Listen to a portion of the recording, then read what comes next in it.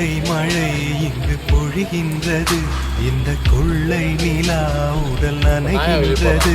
இங்கு சொல்லாத இடம் கூட குளிர்கின்றது, மனம் சூடான இடம் தேடி அலைகின்றது.